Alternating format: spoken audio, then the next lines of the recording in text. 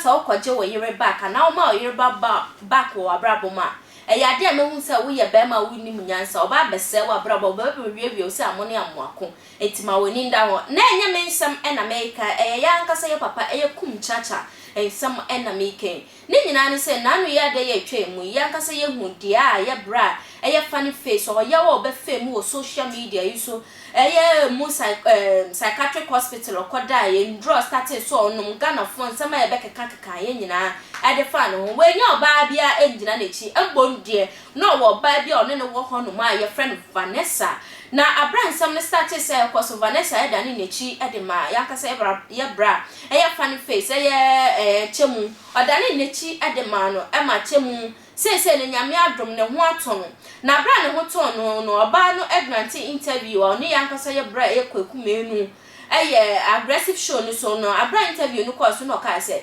ade anka ni kunu ka se ombra back anka ni beje pan ko beto abam no pan te se so moro en kraman etino chese ni kunu no esan so friend no bekom na enansansa nsem yuma eye yankasa ye papa eye prophet Kumchacha apru ni minimum ade afasan nsem ka se ma eye funny face na say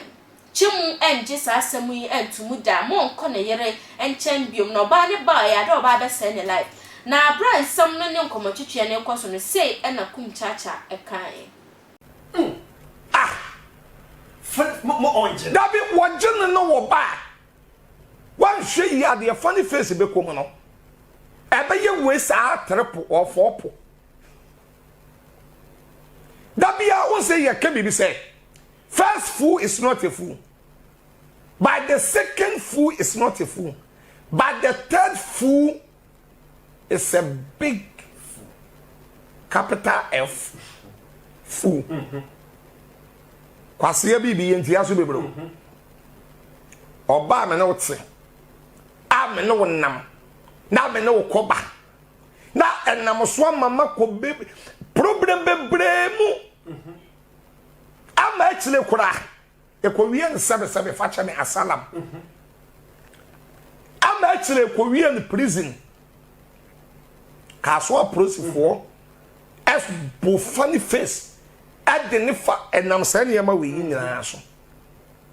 actually oba udu kumbetimi anya problem no problem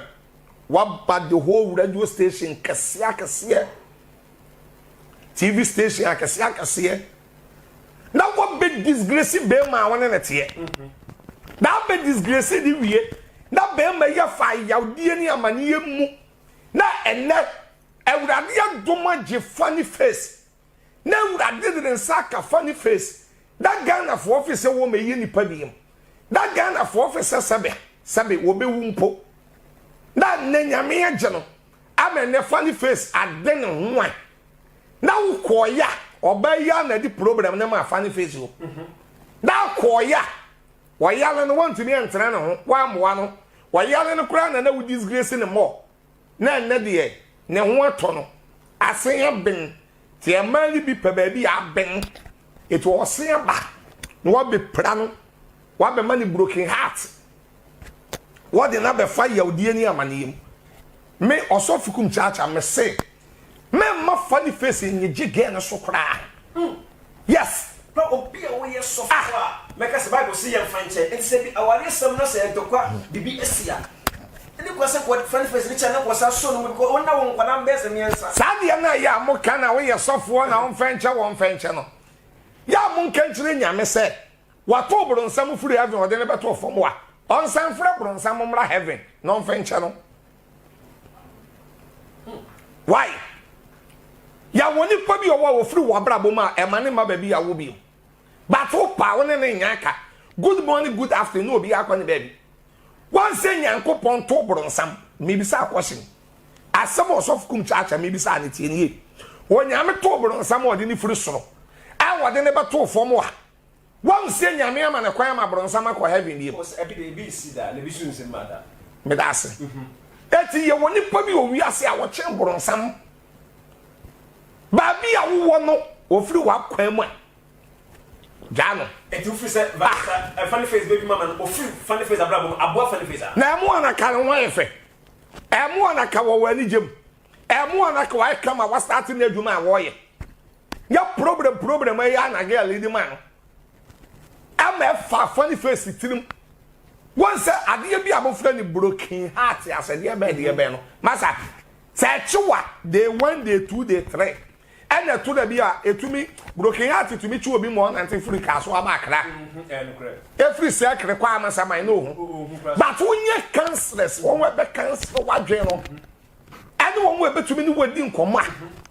na sa wadwe ni to bi sisi so a masa memfa uti nkonko sa de ni mu bi yese abo ni nya no nkawa onwe ne se nkyerɛ wo what ma se ensuo bi eto ebedi aburo ni mu na ne mframa na se ye de hwɛ mesi wudu ya buro na ebe ya akase ya ni fifie mu afa hwɛ wuwu ni wo yiye baba wo yale dam fa hwɛ eti me won ni gini so biem kura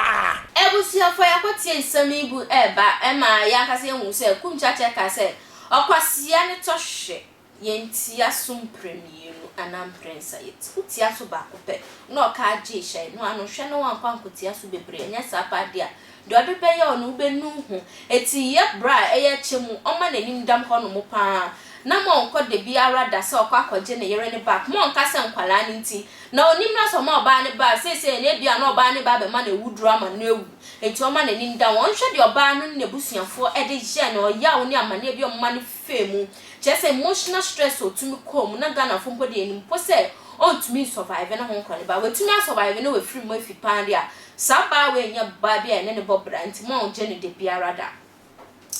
kaisi social media handles ni na attention tv nti baba mo dia so be like wa share wa comment our videos ni nyina so na we di channel no ho adanse e de akire afoforo wo share mo abonte bo samrane from oh hema